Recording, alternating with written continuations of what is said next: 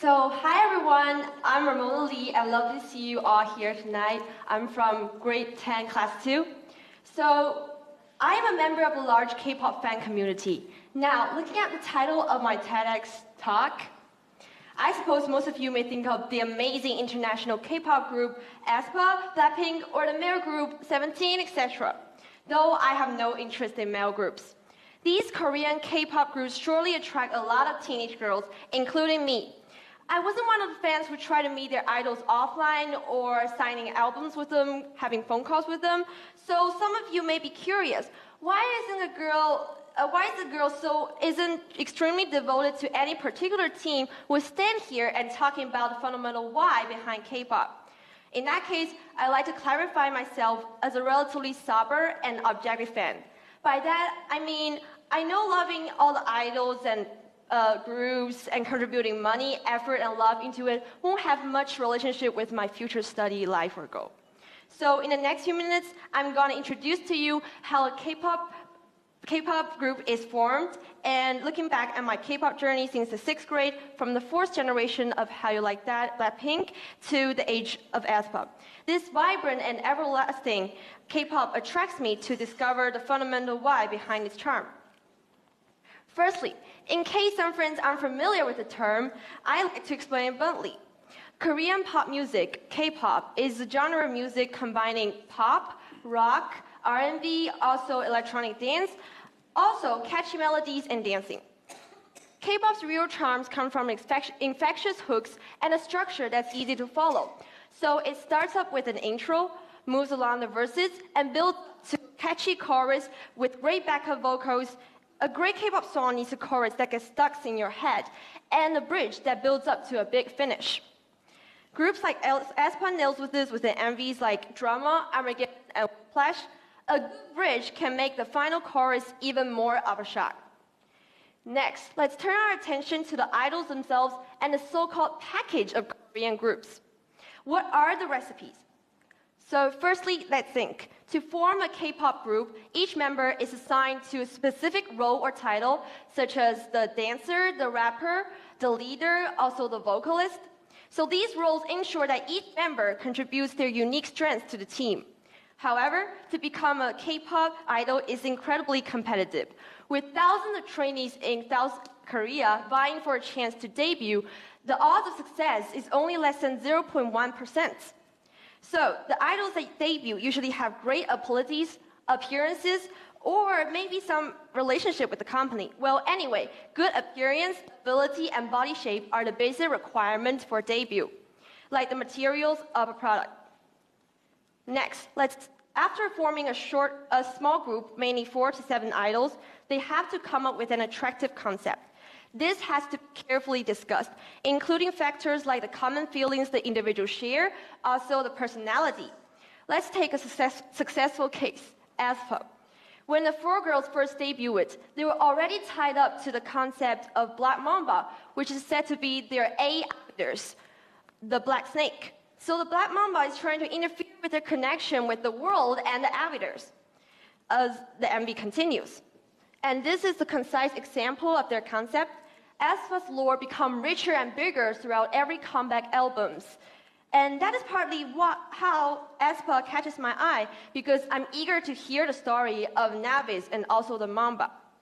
The diversity and freshness of images around one group's universe are important. Here's a timeline of the most popular women idol groups throughout the generations. K-pop groups are known for their imaginative and diverse concepts, ranging from the classical and elegant first generation, which is the girls' generation, to the edgy and bold image of the second generation, such as 2 and E1. And then the 3rd and 4th generation saw a shift toward more experimental and futuristic style, like Blackpink and aespa, and the 5th and 6th generation into more sporty or religious and combining hip-hop elements, such as Yunjin's. So, jotting down a good and new concept that differs from the last popular idol group is very crucial. After that, with the main concept being decided, it is the details that determine whether the group can make a big wave or make their concept stand out. Many of you may have a big impression of this culture based on the clothes, the makeup, Also, the MVs with brainwashing videos. Then from that impression, you may form a rough concept of the message that the group wants to express. And those elements that make an impression of the team aligned with the requirement of the rapid marketing era, which is you have to remember girls in a short time. So that is why you may see a lot of shortcuts from TikToks about the idols dancing. Now, to sum up in the sober and objective view, I found out that the first step of debuting is actually like the material of the product. After that, with the concept of the team, is actually like the commercial idea. And the third step is the details, including makeups and dancing, I just said, are the package of the product. Finally, with mature marketing method, the company sells those products to mostly Asian teenage girls, and we love it just like how we used to love our dolls. Sounds ironic, huh? But I think that is the truth that every fan should realize. Now, back with my first affair with K-pop, I was actually attracted by the MV of How Like That in 2019. It was my first time accessing such strong concert images, from Jennie's slight smirk and powerful stance, shouting, "Look up in the sky, it's a bird, it's a plane." From that moment on, I began to pay attention to Blackpink, and has taken Jennie as my favorite members ever since. At the age of 13, I, a little inexperienced little girl, was indeed attracted. Every time life throws me a curveball, I'm like, what a piece of shit. I just whip out my K-pop list, click on Mantra or some jam, and bam, I'm back in the game, like feeling alive and kicking. So generally, K-pop to me is not just some outstanding scenes, the dancing, cards, or any of the idols. It's a thrilling vitality throughout the song that makes me the long-term fan. Moving on from K-pop and I to K-pop and teenagers. It literally taps into teenagers' desire for finding their ideal selves. Girls often seek an ideal self, which is a version of them that embodies ability, strength, also confidence. And K-pop idols serve as tangible representations or platforms that enable us to place our ideal selves or found our ideal selves in them. For instance, after falling for Jennie, I discovered in her the free-spirited queen vibe, bold and fierce, with an inner strength and personal charm that's off the chart. She's like a playful cat in the moment and a regional queen the next. I found the carefree and lovable me in her. In conclusion, so why is K-pop so popular among teenage girls? For me, I think the answer is it's a combination of the music, the packaged idol groups, and the psychological requirements for teenagers.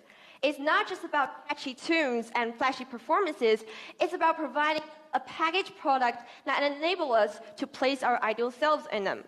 To those who dismiss K-pop as being trivial or shallow, I urge you to look beyond the surface, because every music genre has its own audience, and K-pop speaks powerfully to teenagers.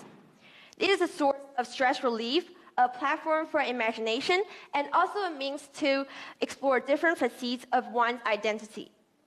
At the end of my TEDx, I want to say that let K-pop be your pulse, driving you to dance to the beat of your own aspirations. K-pop global parties never ends. Enjoy it.